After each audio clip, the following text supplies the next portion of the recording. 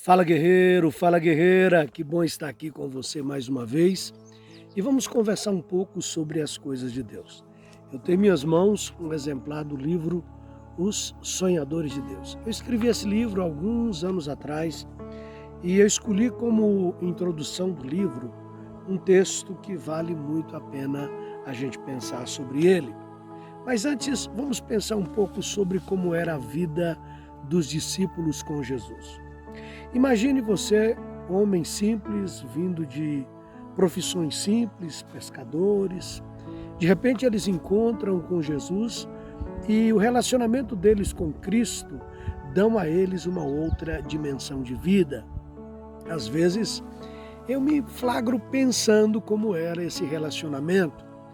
Imagina numa noite daquelas, depois de presenciar Jesus realizar tantos milagres, tantos prodígios, tantas maravilhas, talvez eles se colocassem ali sobre a polpa do barco, ou a céu aberto na beira da praia, ou numa montanha qualquer, contemplando as estrelas, e conversavam entre si.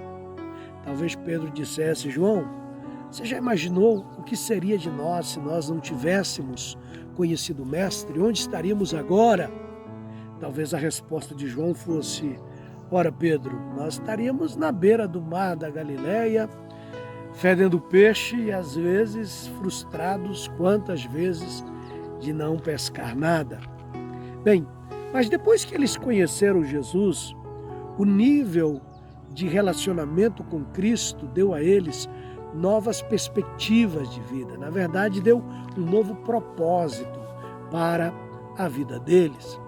Afinal de contas, eles eram discípulos do Rabi, do Mestre, e por onde eles passavam, juntos com Jesus, Cristo era muitas vezes aplaudido, elogiado, mas mais do que isso, eles viveram experiências sobrenaturais com Jesus.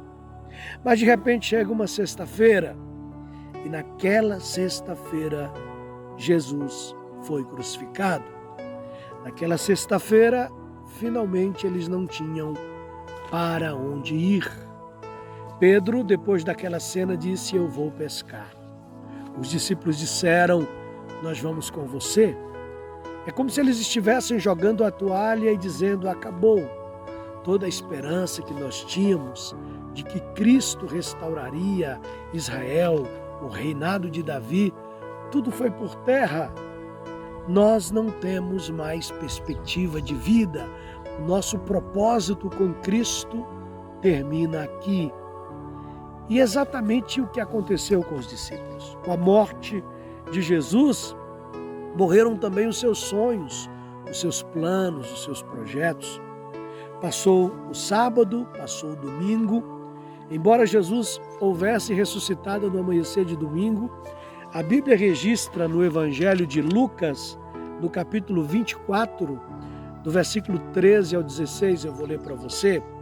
Naquele mesmo dia, 2 deles estavam de caminho para uma aldeia chamada Emaús, distante de Jerusalém, 60 estádios. Iam conversando a respeito de todas as coisas sucedidas. Aconteceu que, enquanto conversavam e discutiam, o próprio Jesus se aproximou e ia com eles. Os seus olhos estavam como que impedidos de o reconhecer. Bem, essa cena dos discípulos de Emaús, ela é extraordinária, porque ela traz a síntese do que acontece na vida de quem perde a esperança em Deus. Com a morte de Jesus, os sonhos dos discípulos também morreram. Com a morte de Jesus, toda a perspectiva, toda a esperança morreu. E alguém disse que enquanto há vida, há esperança. Na verdade, esse termo seria melhor aplicado se disséssemos: enquanto há esperança, há vida. Porque quando acaba a esperança, não há muito mais o que fazer, não há muito mais o que projetar. Quando acaba-se a esperança, não há mais possibilidades.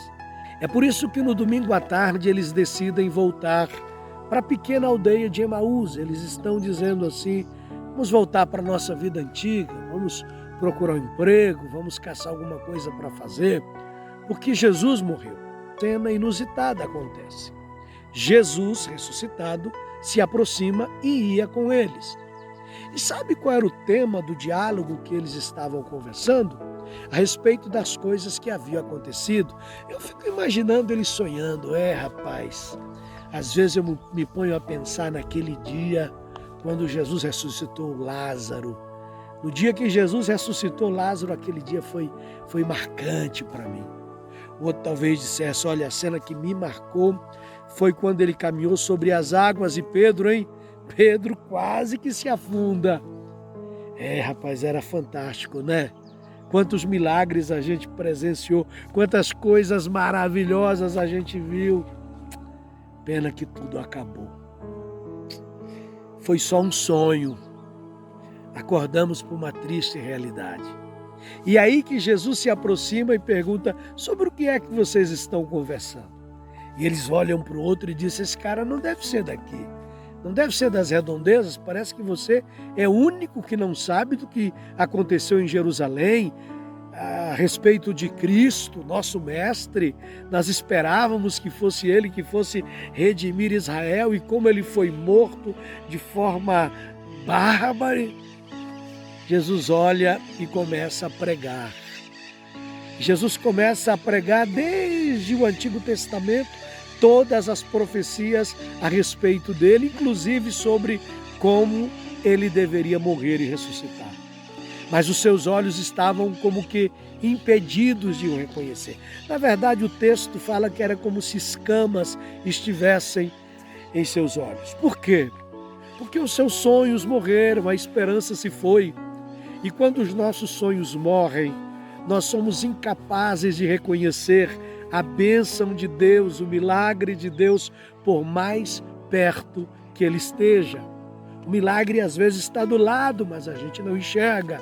É mais fácil enxergar a tragédia, é mais fácil enxergar a catástrofe, é mais fácil enxergar a dor e a crise do que enxergar a provisão de Deus. Jesus está caminhando com eles, mas eles estão cabisbaixos, sofrendo, porque não havia mais esperança.